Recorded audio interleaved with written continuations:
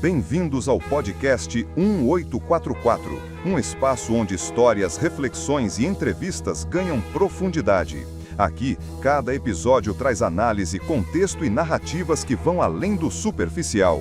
Aperte os fones, o podcast 1844 está no ar. Bem-vindos, caros ouvintes, ao nosso podcast 1844. Hoje vamos ter essa honra de receber um dos mais aclamados escritores brasileiros contemporâneos, Milton Ratum. Ele nasceu em Manaus, em agosto de 52. Ele é filho de imigrantes libaneses e cresceu num ambiente multicultural que iria influenciar profundamente a sua obra. Ele se formou em arquitetura pela USP e realizou estudos na Espanha, fez pós-graduação na Universidade de Paris III. E além de escritor, Ratum é tradutor, foi professor de literatura na Universidade Federal do Amazonas, é professor visitante na Universidade da Califórnia, em Berkeley. Sua carreira literária é marcada por vários prêmios prestigiosos, desde seu romance de estreia, Relato de um Certo Oriente, 1989. Ganhou o Jabuti, de melhor romance. Vem Dois Irmãos, do ano 2000, mas ele depois publica em 2005 Cinzas do Norte. Foram também contemplados com o Jabuti. E o Cinzas do Norte recebeu o prêmio Portugal Telecom de Literatura, o grande prêmio da APCA. Em 2018, Milton Ratum foi agraciado com o Prix Roger Caillois por la littérature latino-américaine. A obra dele foi traduzida para mais de 14 países. Ele entrelaça memória, identidade, o cenário amazônico. As suas narrativas exploram temas, às vezes desconfortáveis, a começar pelo deslocamento, pelos conflitos familiares, e trata da herança cultural dos imigrantes no Brasil. Milton Ratum, seja muito bem-vindo. Muito obrigado, é um prazer conversar com você, Washington, com seus ouvintes, queridos ouvintes e leitores e leitoras, né? Eventualmente. Em seu primeiro romance, O Relato de um Certo Oriente, você ali já demonstrava uma maturidade literária que impressionou. Como foi o processo de gestação dessa obra, O Relato de um Certo Oriente? Quanto tempo você levou para escrevê-la? Olha, o relato, eu comecei a escrever quando eu saí do Brasil, no final de 79.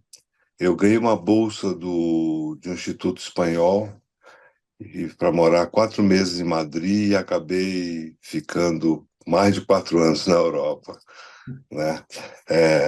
Passei 1 ano na Espanha e mais de 3 anos na França. Eu tinha escrito nos anos 70 alguns contos, cometi a imprudência de publicar um livrinho, de publicar poemas, um livro de fotografia e textos, né? Chamado Amazonas, um rio entre ruínas. Felizmente foi esquecido. Não as fotos, que são belíssimas, mas, pensando bem, há um ou outro poema que ainda pode ser lido. Mas eu lia muita poesia, eu queria ser poeta. Eu descobri que não adianta querer ser poeta. Ou você é poeta, ou você, né, parte para outra. E eu parti para a prosa e comecei a escrever contos.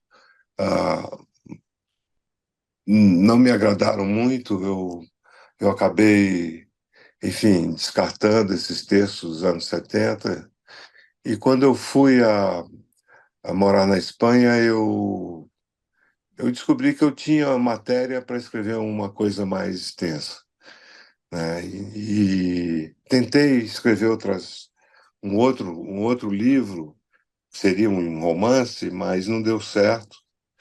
Isso graças a um amigo, um argentino exilado na época, que disse, não, isso ainda não é romance, é uma crônica e tal. Ah, e eu mergulhei nesse passado aí que você mencionou, oriental, amazônico, libanês, esse pequeno Líbano, Manauara, ou Manauárabe, vamos dizer assim. Muito boa. E acabei, vamos dizer, é, convivendo com essas reminiscências da infância, daquilo que eu via, do que eu via, do que eu, enfim, prestava atenção. O meu avô materno era um ótimo contador de histórias, um meio teatral, ele contava, enfim, as histórias de migração e outras histórias, né, do interior do Amazonas.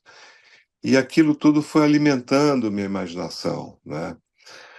Eu demorei muito, é um livro, um romance de 180 páginas, relativamente curto, mas eu demorei muito para escrever esse livro. Eu tinha uma coisa meio neurótica, sabe, Washington, que era, eu tinha que ler, era um compromisso, vamos dizer, intelectual comigo mesmo, de ler alguns clássicos antes de começar a escrever. Isso por conta também de um curso de teoria literária que eu fiz na USP como ouvinte e de outros cursos de do curso de letras, outras disciplinas, que me estimularam a ler alguns clássicos contemporâneos de literatura hispano-americana e clássicos também de outras línguas, né? É, e eu achava que tinha que ter uma certa, vamos dizer, um certo lastro para começar a escrever. Eu não sei se eu estava errado, se isso foi vamos dizer, uma coisa um pouco, é, como eu falei, um pouco neurótica da minha parte, mas o fato é que eu passei um bom tempo lendo antes de começar a escrever. E tanto que esse primeiro romance, alguns críticos viram a influência de alguns autores e autoras que de fato eu estava lendo, eu tinha lido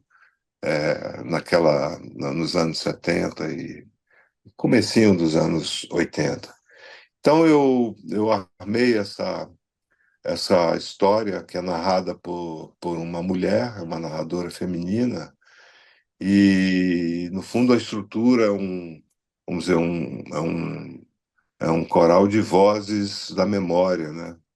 Que os franceses chamam de récit de mémoire, né? Que são vários relatos é, narrando histórias, vamos dizer, versões diferentes do passado, né? No que ela quer, essa narradora, ela volta, ela mora estava internada numa clínica em São Paulo, ela volta a Manaus para encontrar esse passado, né? E reviver esse passado no tempo presente. Como disse Manuel Bandeira, o passado só interessa se ele agitar as águas do presente, né?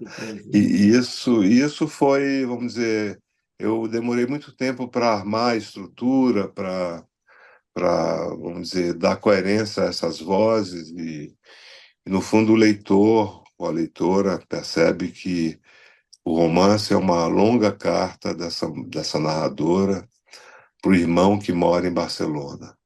Eu morei em Barcelona também.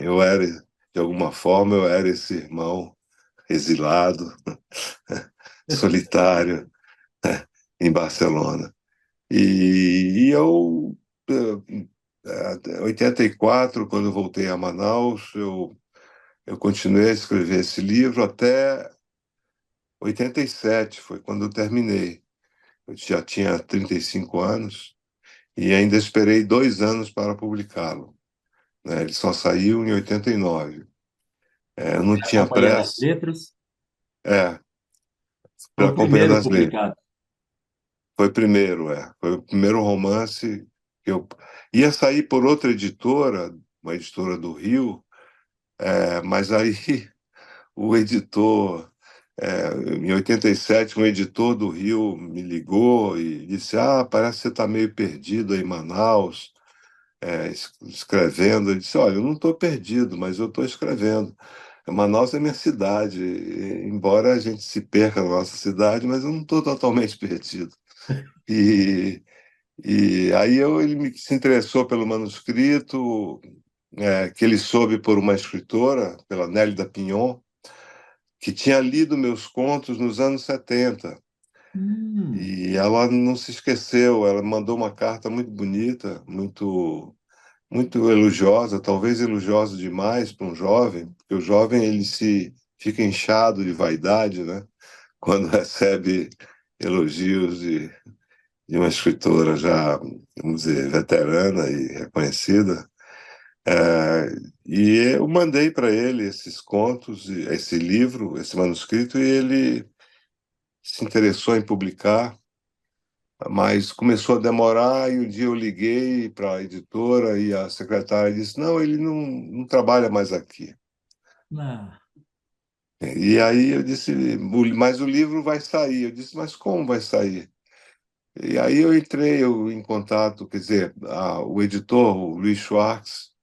Na época, eu tinha sido contemplado com a bolsa, da Bolsa Vita de literatura, e vim a São Paulo. O presidente era o José Mindlin. ah, E vinha, é, grande eu ganhei essa bibliófilo, né? bolsa.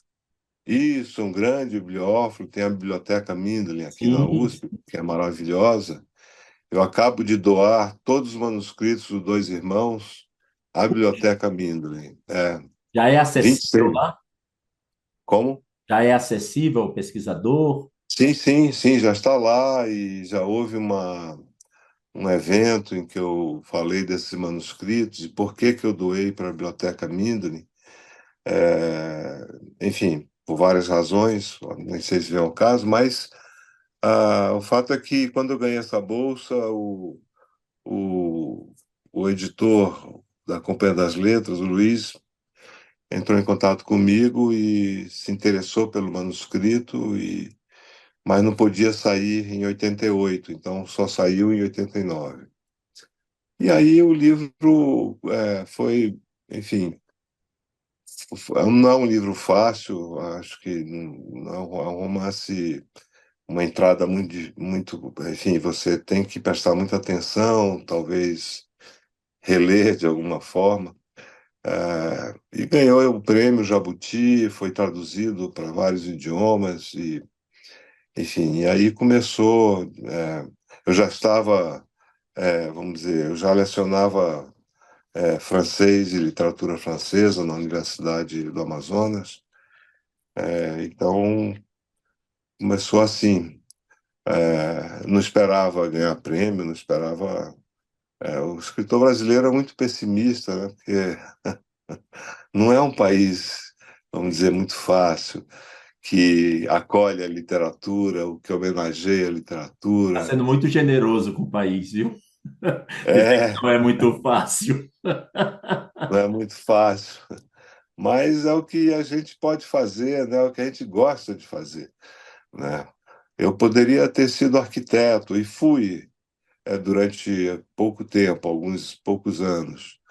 Mas depois eu larguei também a arquitetura e larguei até o ensino, né, o magistério. Em 98 eu vim para São Paulo para terminar um doutorado na USP, mas eu estava tão possuído pela escrita dos Dois Irmãos que eu acabei largando o doutorado, a universidade, eu pedi demissão na universidade. E lá saí de Manaus e passei, vamos dizer, 2 anos enfurnado para escrever essa história dos Dois Irmãos, que já era, vamos dizer, já tinha trabalhado muito nela.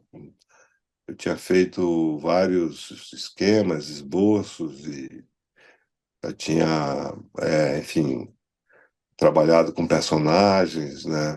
O romance é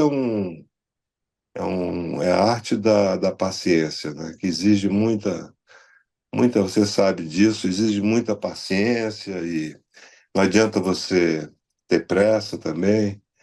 E aos poucos eu fui escrevendo os outros, né? O Altran Dourado fala da carpintaria literária, né?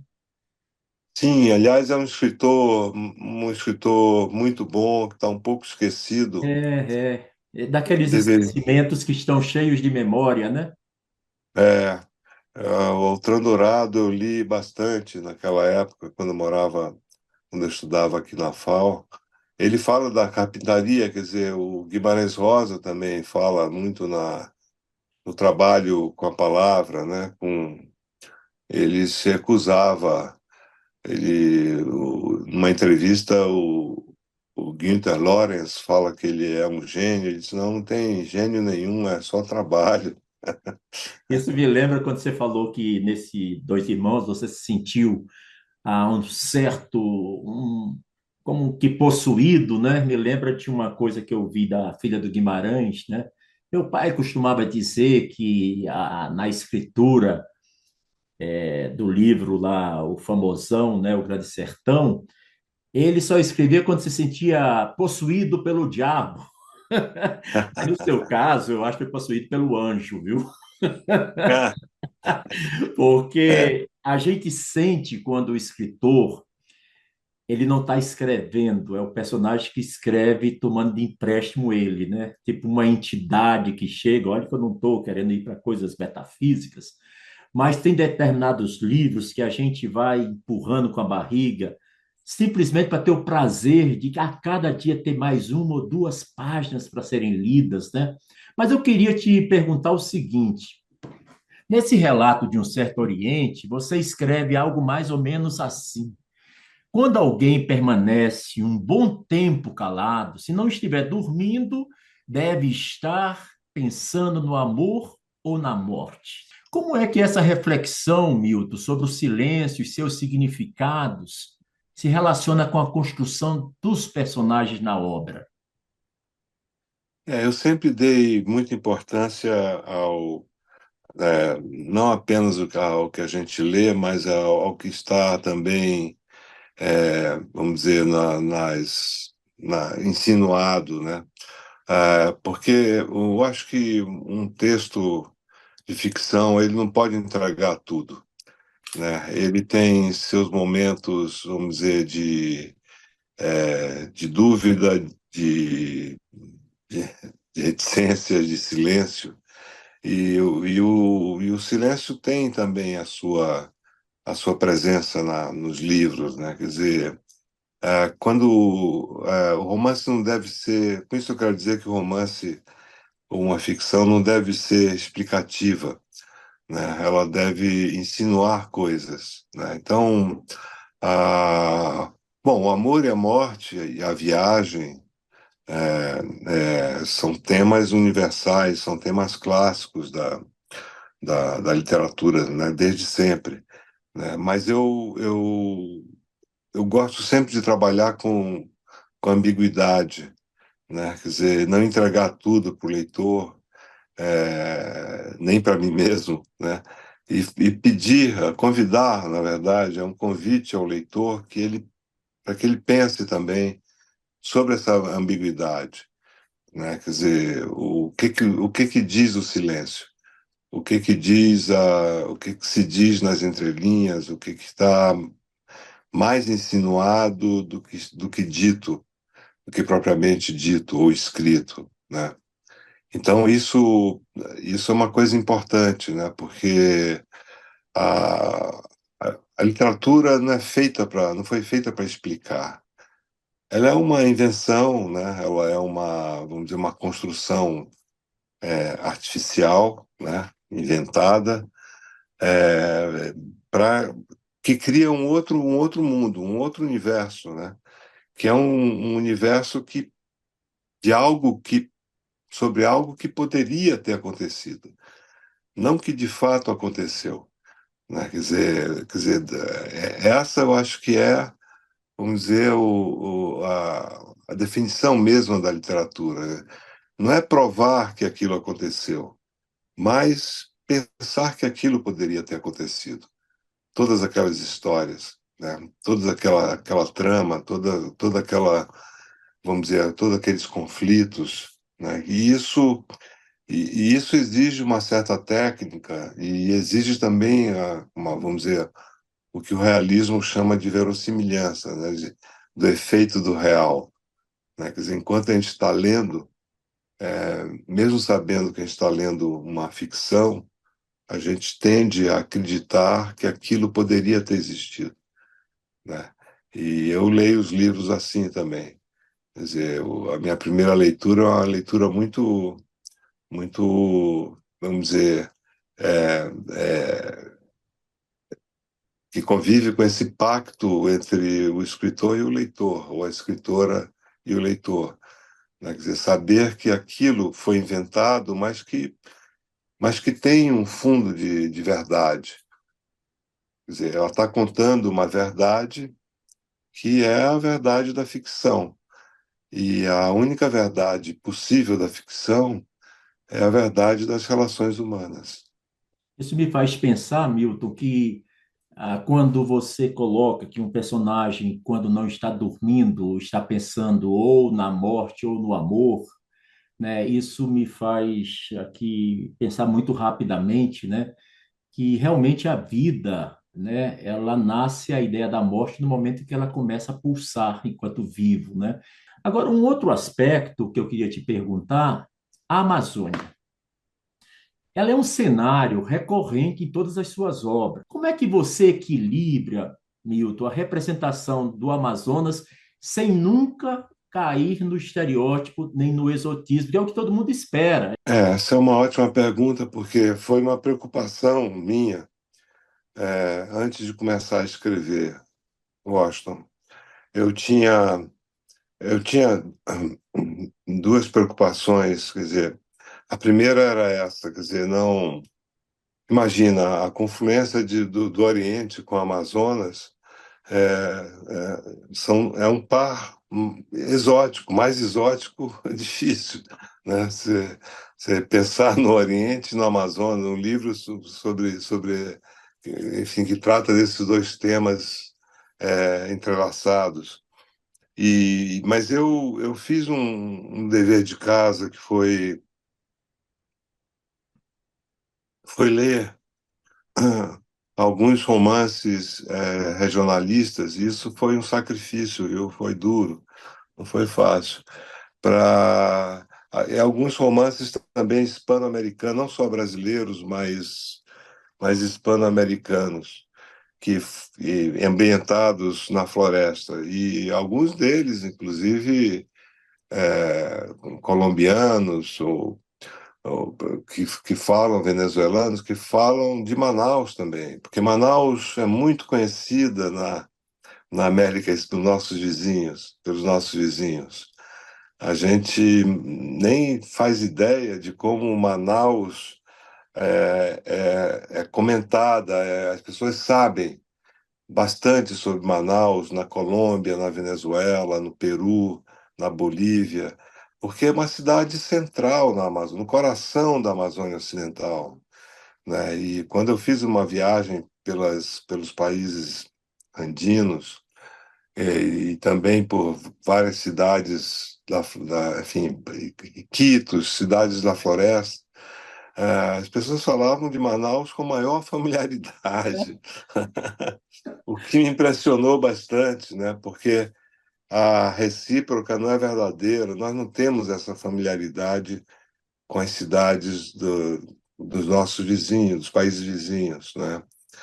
Então, eu li muita coisa vamos dizer, do regionalismo para exatamente fugir, vamos dizer, do regionalismo raso que eu falo, né? E alguns livros que, vamos dizer, em que prevalece o pitoresco, ou prevalece, como você falou, o exótico, ou uma visão, vamos dizer, de fora, né? Muito, vamos dizer, muito idealizada, né? Então, vamos dizer que eu me desintoxiquei dessas narrativas mais naturalistas e regionalistas. E construí, de fato, isso que você mencionou surpreendeu os críticos, né? Então, há Imaginava muitas, isso. surpreendeu, porque como que alguém do Amazonas, alguém de Manaus, não escreve sobre seringueiros, sobre indígenas ou sobre a floresta? Como isso é possível, né? Aliás, foi uma ótima crítica que perguntou do Rio de Janeiro, a Flora Susequinde, Ora, que escreveu um artigo, uma resenha muito bonita, falando sobre isso, dessa surpresa que foi, enfim, a leitura para ela, a leitura do relato de um certo Oriente. Então eu me vacinei contra vamos dizer, contra o vírus vamos dizer, de um certo regionalismo, porque há regionalismo e regionalismo, né? Até um regionalismo cósmico. Você citou Guimarães Rosa, o Grande Sertão Veredas. Antônio Cândido chamava de regionalismo, se há regionalismo, é cósmico, né? É uma coisa, vamos dizer, muito poderosa, né? Que abrange tudo. Então, né, foi um trabalho também de leitura, né? Para dizer, bom, eu não quero escrever assim, não vai ser esse o meu caminho. Ah, e olha, tem algumas pessoas mesmo na Amazônia, em Manaus, que às vezes reclamam que eu não eu não trabalho com os valores locais. não dá para agradar todo mundo, viu? Não dá para, claro, nunca dá. Mas os valores locais não, eles não têm, eles só têm, vamos dizer, relevância quando eles estão profundamente vinculados com os valores humanos, os valores das personagens, com as virtudes e os vícios e as taras dos personagens. Então, quer dizer, porque é muito fácil cair no exótico, né? Você menciona uma coisa tão assim interessante que a Flora comenta, né? Ela mostra uma coisa que para mim cai como uma luva, é como se ela tivesse entrado na minha mente, no meu sentimento, quando eu terminei de ler há tanto tempo atrás o relato, né? Porque ela diz lá para as tantas, numa dessas resenhas que ela fez sobre esse seu livro, né? Que você acabava forçando o romance a se autoexplicar no final. Mas ela também destacava o certo incômodo, né? Da forma como você dava o desfecho da obra, né? E, sabe, a impressão que eu tenho é que você chama o leitor para um acordar. Vamos acordar disso. Você está indo num embalo muito bom, mas é o que chamariam de vamos dar um freio de arrumação no seu pensamento. Agora que já está perto do final do livro, para que você comece a pensar que pode ser diferente o resultado. E isso ela chama de incômodo. Eu achei que ela foi muito feliz. Mas em Órfãos do Eldorado, você vai trabalhar com mitos amazônicos, né? Como é que foi o processo de pesquisa e a incorporação desses elementos folclóricos, né? À narrativa dos órfãos. Então, Órfãos é o meu livro, o meu livro, vamos dizer, mais amazônico, vamos dizer assim. Quer dizer, é um livro, é uma narrativa cujo centro simbólico é o rio, né? É o próprio rio Amazonas. E foi meu primeiro e único, e último também, livro que eu escrevi sob encomenda de uma editora inglesa, que eu acho que em 2006 começou a fez um projeto editorial chamado Mitos e com escritores do mundo todo, da Europa, do Oriente Médio, enfim, da África, e eles queriam um escritor brasileiro. E quando eu apresentei o projeto, eles me deram a opção de escrever um ensaio ou uma ficção, mas eu tinha que invocar um mito o mito da Amazônia, que é o mito do Eldorado, que não deixa de ser um mito universal, né? Universal. Nessa novelinha, nesse romance curto, eu fui a Parintins, porque o Vila Bela da Rainha, que é a cidade vamos dizer, onde o romance é ambientado, é o nome antigo de Parintins, que é Vila uma Velha cidade, da Rainha? Vila Bela. Bela da Rainha. E eu fui várias vezes, eu passei um tempo em Parintins, convivendo com as pessoas, conversando com elas e ouvindo histórias também sobre a cidade encantada, sobre essas narrativas que resistiram vamos dizer, à modernidade, a todas as transformações urbanas, enfim, a chegada da televisão, né? E até mesmo do computador, Uhum. mas as pessoas contavam essas histórias, né? De o boto levar, né, no fundo do rio, né? Ou que é uma história mais forte, que há no fundo de um rio ou do lago uma cidade perfeita, uma cidade encantada onde não há injustiça, não há miséria, né? Não há violência. Que as pessoas sonham com isso também. Quem não sonha com isso, não é mesmo? Seria uma Viver. mistura dos Atlantes, da Atlântida, né, de Platão, a utopia de Moros, né, com justiça, né? Tudo isso está implicado no mito, né? Nesse mito universal, que tem várias, vamos dizer, Nunca várias tinha pensado formas. nisso. Que interessante, que E, interessante. sim, na verdade, o mito do Eldorado surgiu no século XVI na Colômbia, né? Na Colômbia, e os espanhóis ouviram falar, vamos dizer, de uma civilização do ouro, né? Quer dizer, a corrida pelo ouro é antiga, como você vê, né? Não é? Pelo jeito continua até Começou, hoje, né? continua até hoje com consequências nefastas, né? Nefastas, nefastas. Mas eu li muita coisa também sobre o Eldorado, sobre esse mito, ouvi muita história, gravei muita coisa, fiz uma pesquisa, encontrei o nome da personagem, Dinaura, lá em Parintins.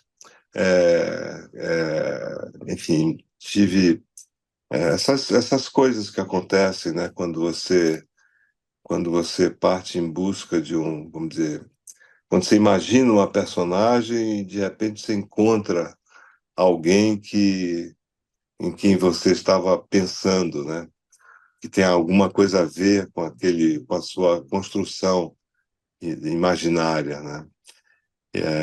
E foi um livro em que eu falo também, porque a novela é um gênero difícil, sabe, Washington? Porque Hum. você tem que tensionar o tempo todo, você tem que colocar em 100 páginas, 80 páginas, muitas coisas. E trabalhar com poucos personagens e de forma muito concentrada, muito tensa, né? E, ao mesmo tempo, falar de várias coisas, né? Então, quem lê o Alfred Eldorado ah, percebe ali que tem, além da busca, né, dessa mulher que sumiu, né?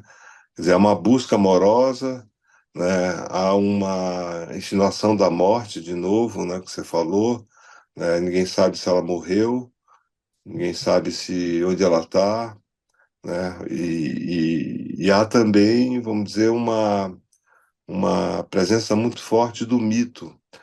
E o mito, o desafio foi transformar o mito numa narrativa realista, porque tudo surgiu com o mito. Na origem dos tempos, a palavra poética era o mito, né? Só que no romance moderno,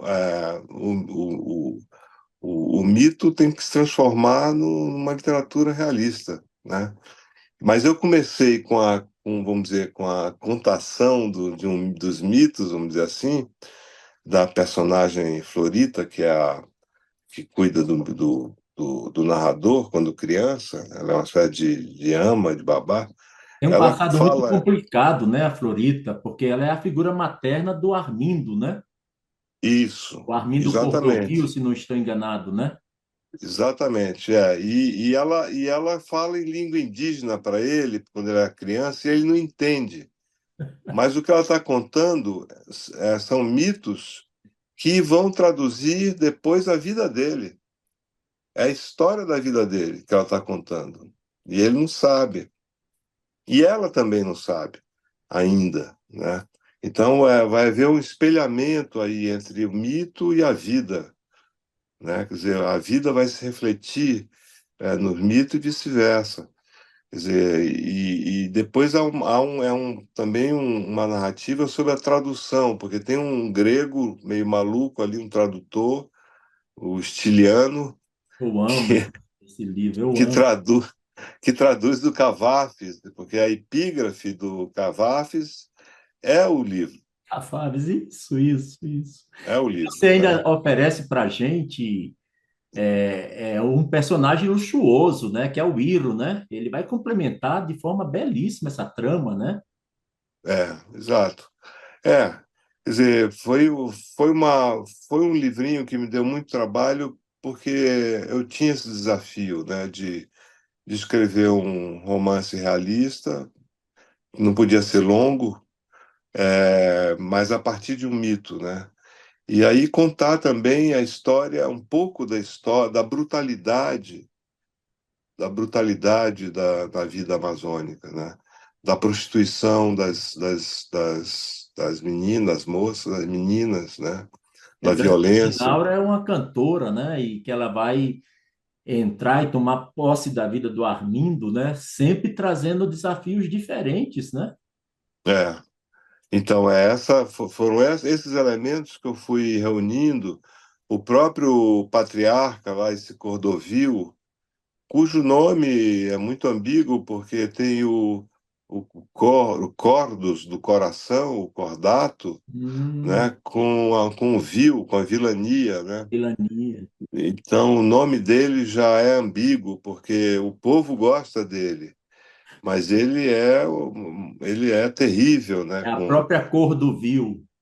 É, é a própria cor do vil, exatamente. Eu queria só chamar aqui uma atenção que no Órfãos do Eldorado a gente encontra muito dessa paleta de cores que o Milton Ratum transmite através das letras e de uma forma que chega assim perto do sublime. E agora ele acabou de fazer uma observação de se referir a esse livro de uma forma tão blasfema, quando diz é o meu livrinho. Quem diz meu livrinho são os meus, eu me referindo aos meus. Agora, se você chama o seu de livrinho como Órfãos do Eldorado, o meu que eu vou chamar de quê? De cascalhos, de restolho, para usar um português arcaico, não é um livrinho, é um livro apaixonante. Aqueles que já tiverem lido só uma vez, só parem de ler quando tiverem na terceira vez. Aí começa a entender como é que Florita se entrelaça, né, na vida do Armindo, do Cordovil, né? Eu considero qualquer coisa esse seu livro, menos um livrinho, viu? Faça-se a É, ressalva, para não parecer que eu estou sendo cúmplice do autor. não, bom, tem o lado da modéstia, mas tem também uma, vamos dizer, uma alusão ao tamanho, que Ah, sim, a é quantidade uma de páginas, novela. né? Mas o filme do Guilherme Coelho é muito bonito, é lindo, as atrizes A são fotografia é maravilhosas, maravilhosa, né? a fotografia do Tegido, do Tegido é linda. Aliás, o relato de um certo Oriente está sendo a adaptação que se chama Retrato de um certo Oriente está sendo exibida agora no Brasil todo, né? Ah, E dirigida pelo Marcelo Gomes aí em Brasília, tá acho que no Cine JK, né? o Liberty No Mall, eu shopping. acho, né? É, sem dúvida ainda está em exibição e é também um filme muito, muito bonito. E o Guilherme Coelho, da Matizar, produziu a produtora desse filme, né? Quer dizer, o Guilherme está envolvido também nessa adaptação do Marcelo Gomes, que é um filme em preto e branco, que faz um recorte do romance, do Relato em Certo Oriente, e com atores e atrizes libaneses, né? É um filme falado em 4 idiomas, em português, em tucano, em língua indígena, em árabe e em francês. É um belíssimo filme. Eu convido meus leitores, minhas leitoras, quem puder assistir, porque é um filme para assistir no cinema, Sim, sim. na tela grande, né? Quer dizer, é muito bonito também. Aliás, eu tive sorte com meus cineastas, viu, Washington? Este foi o podcast 1844. Se o conteúdo de hoje ressoou em você, compartilhe, comente e nos siga nas redes sociais. Sua opinião é fundamental. Críticas, sugestões e colaborações podem ser enviadas para 19wlaraújo@gmail.com. Até o próximo episódio. Aqui a conversa nunca termina.